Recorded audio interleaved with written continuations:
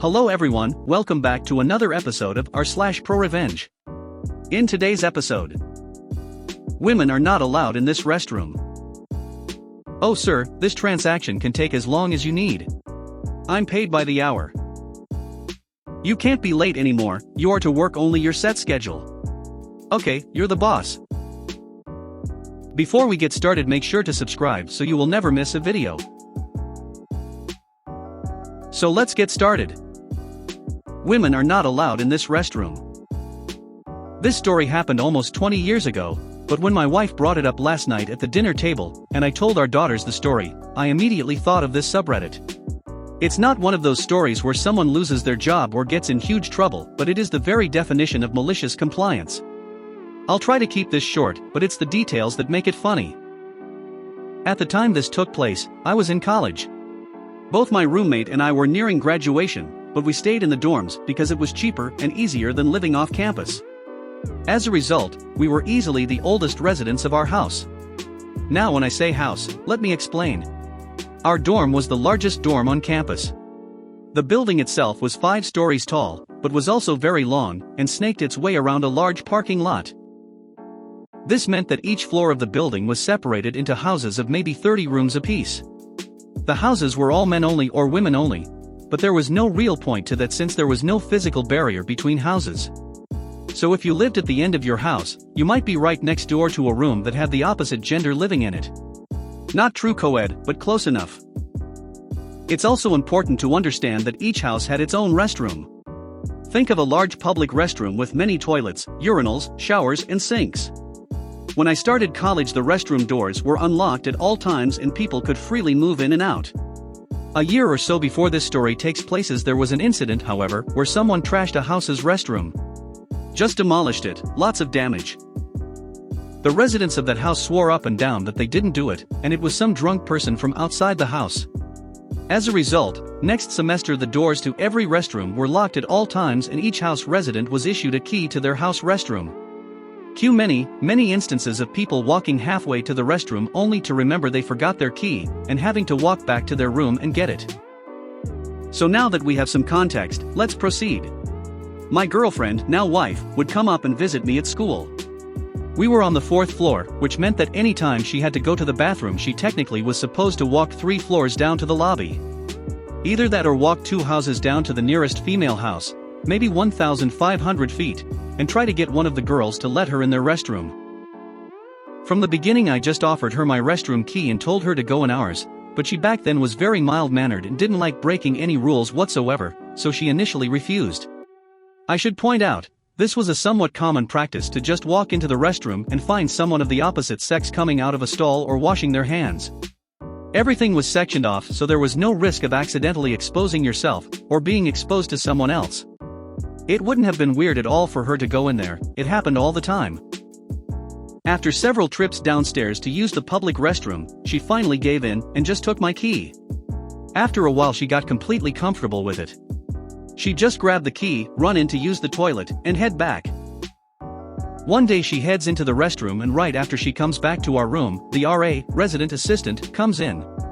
Apparently he was in there using a urinal when my girlfriend walked in, so he followed her back to the room to address this situation. The RA was a bit of a milquetoast as it was, while both my roommate and I are both polite, but are definitely natural leaders. Also remember how I said my roommate and I were the oldest residents in the house? So he's standing there almost stammering while he tries talking to a couple of guys who are several years older than him, are way more experienced in dorm life, and who obviously don't care about this situation at all. I remember feeling kind of bad for him since there was no reason for him to feel nervous. He only spoke a couple of sentences, but it ended with "Understand that I'll have to report this incident to the dorm manager." Now I'm a big fan of simple responses to people that are out of their element or on a stupid power trip. In this case the kid was just doing his job, and he wasn't being a jerk about it or anything. So I just shrugged and said, okay. A day or two later I get called down to the dorm manager's office. She was probably around 30, a nice enough lady to be honest. She explains in a somewhat stern manner that this was a big problem, it wasn't, and it needed to be addressed, it didn't. She told me that I was to create a couple of signs for the restroom doors. The signs were to 1, say that women were not allowed in the restroom and 2, that I was sorry. At this point, I've crossed the line from being rather ambivalent about the whole situation to being annoyed. But she was clearly trying to flex her muscles and wanted me to put on a sad, sorry I am in trouble face about the whole thing. Sorry, I just wasn't born with that gene. I looked her right in the eye and with no emotion said, okay. In this type of situation, where the person is trying to scold you for something stupid, but has no intention of really doing anything, I always do this. I also always hold the eye contact for several seconds afterwards. It's important to show no emotion externally.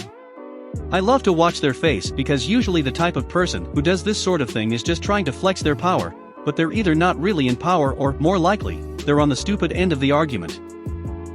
As in, yes, you're technically correct, but we both know this doesn't matter, so why are you making a big deal about it?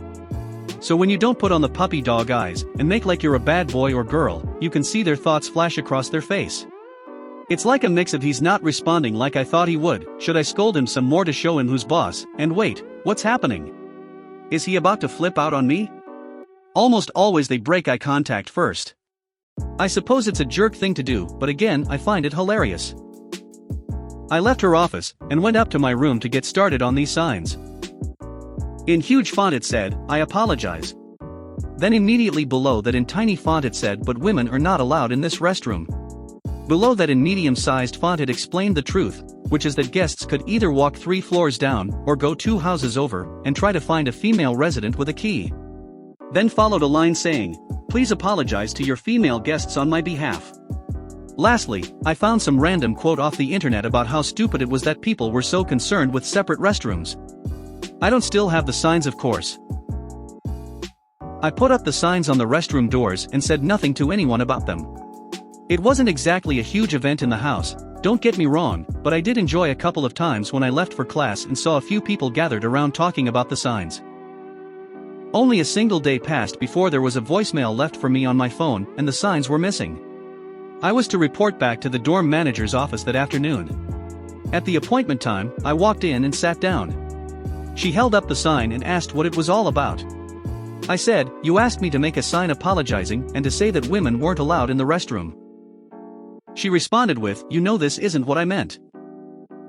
Then followed 5 to 10 minutes of back and forth discussion where she made it clear she wasn't happy, and I made it clear that I thought this whole thing was a waste of time. In fairness to her, she didn't yell or get belligerent, she just had an attitude the whole time of, why won't this little pissant do what I tell him? The whole meeting ended with her saying that she wouldn't write me up for a formal reprimand as long as I made new signs.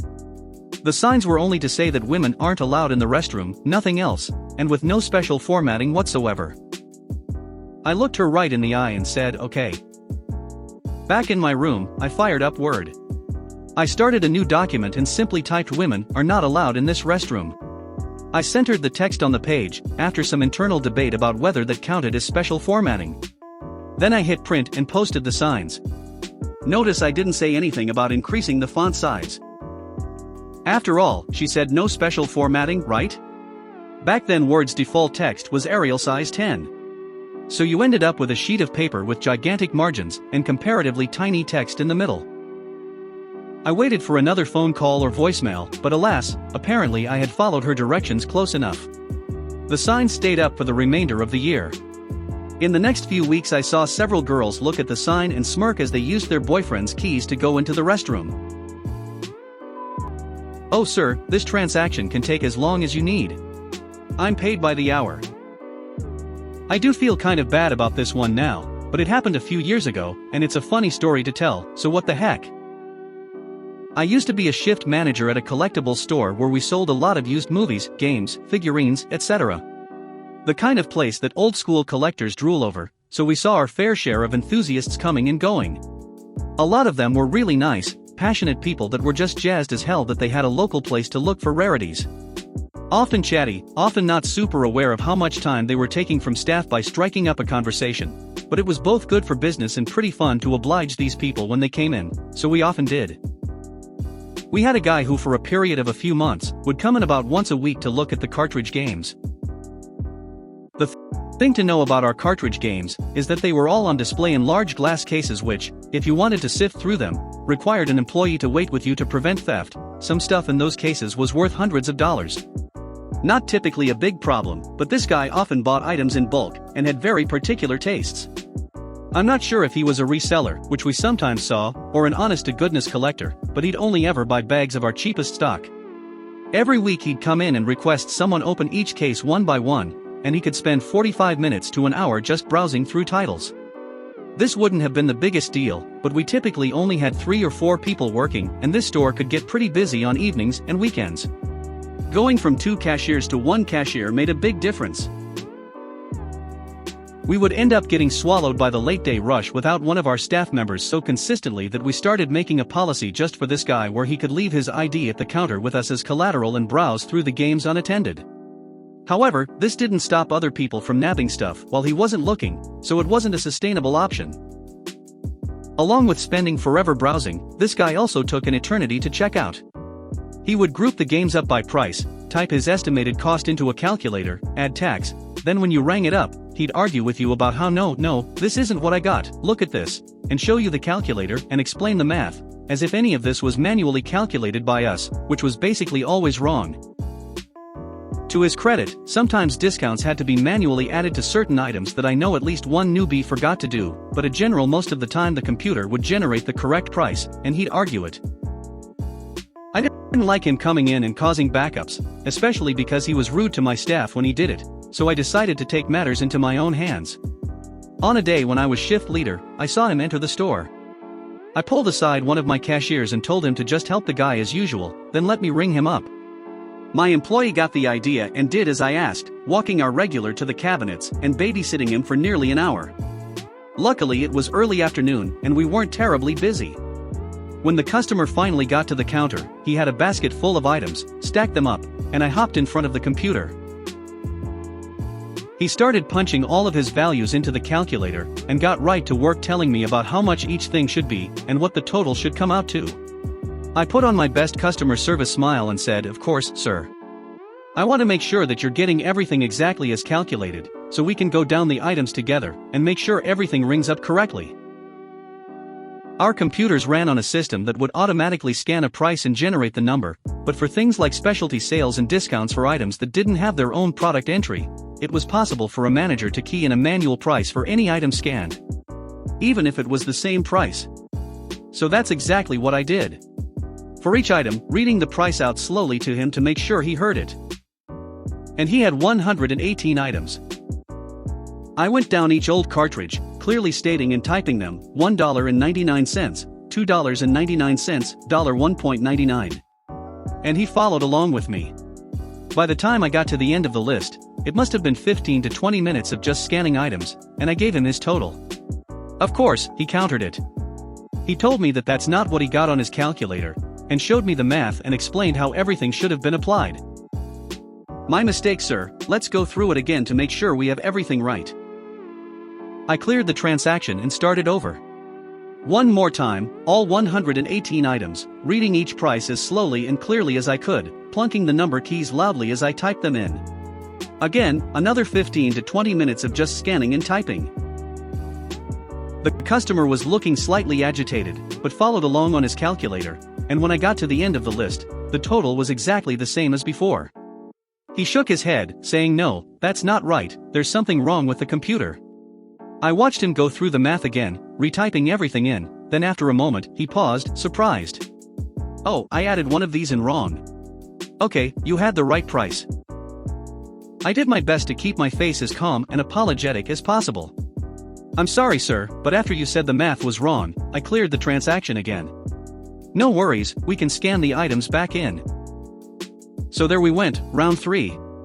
118 items, me typing in each price manually and reading it out loud nice and slow so he could be sure I was doing it right. At this point he had definitely caught on to what I was doing. He quietly said, "Could we hurry it up a little?" and so I started reading and plunking a bit faster. Still took a nice 15 minutes to get through the list again, and lo and behold, same price as before. He paid the total without another word and left with his items. I never saw him back in the store again, at least not while I was working. You can't be late anymore, you are to work only your set schedule. Okay, you're the boss. So after I graduated college, I went back to work at my high school job at a large auto parts chain. I have a few stories of malicious compliance from there because it was a miserable place to work with miserable management, but I think this one takes the cake. I lived about 15 minutes from the store, and would routinely work 1 to 2 hours past my shift to help the manager close up and tally cash sale receipts. We were mainly wholesale, so the cash receipts were a small portion of the sales and had to be tallied by hand, as well as take out the trash, prep and stage the first deliveries for the next morning, as well as sweep the store front. I didn't mind doing these things because I got a little OT out of it, got in the good graces of the manager, or so I thought, and being that even though my drive home was short, staying a little late and letting traffic die down was fine with me. One morning I walked in at about 9:07, when my shift was scheduled to start at 9 a.m. I didn't see what the big issue was since I had been staying late every day for months helping him close the store, but he apparently took issue with it that day. Which would have been fine if he had said something along the lines of, "Hey, liability Landon, you're late, and I know you worked long yesterday, but let's still get here on time." But that isn't what he said. He flew off the handle, and went on about needing to work my schedule, and we have schedules for a reason, and you just need to be at work for the schedule that I made you. Well, needless to say, since I had been staying late for months to help him close the store, it's against policy to not have 2+ people in the store at a time. Despite it not being on my schedule, this rubbed me the wrong way. So, I convinced myself that instead of causing a scene and yelling, I would just do exactly what he said. So, 5:30 rolls around, we closed at 6, and I stood in front of the computer until it hit 5:30 exactly, clocked out, and started walking towards the door. "Manager, where are you going?" "Me, home." "Manager, what? Why? Who is going to help me close the store tonight?" "Me, I dunno, but you made it very clear I was to work my schedule. So, I get off at 5:30, it's now 5:30, and I'm going home." And I walked out. The next morning I got there at 8:55, and just stood in front of the computer until it hit 9 o'clock. Phone's ringing? Too bad, my shift hasn't started. Deliveries need to go out? Sorry, I'm not on the clock yet. I clocked in at 9 o'clock, and then clocked out at 5:30. Same conversation as the day before about who was going to help him close. The third morning I walk in, and he waits for me to clock in, then pulls me aside to talk to me. "Manager, you know, I think we can overlook a few minutes in the morning if you stay and help me close." Me, oh, interesting. I thought I was supposed to just work my schedule. Manager, yeah, well, I guess we can overlook that. I had very few problems with this manager after that little exchange.